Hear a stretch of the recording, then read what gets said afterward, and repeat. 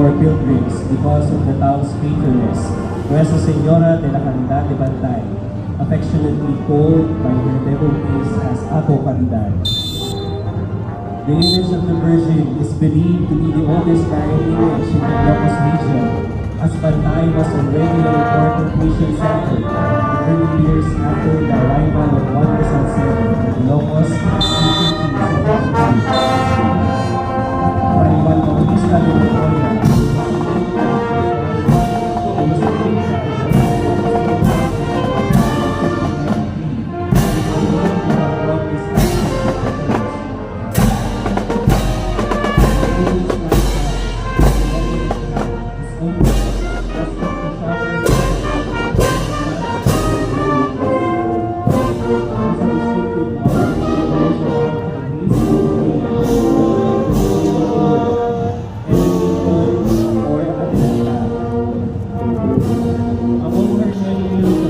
Archbishop Santiago Sancho declared her to be the Queen of Ilocandia.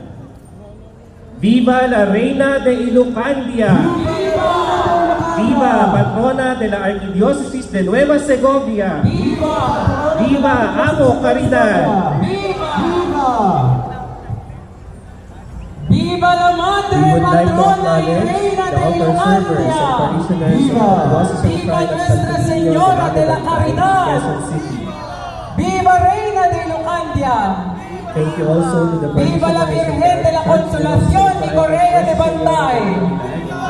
Saint Augustine of Hippo from Bantay, Ilocos Sur, and the members of the Cofradia de la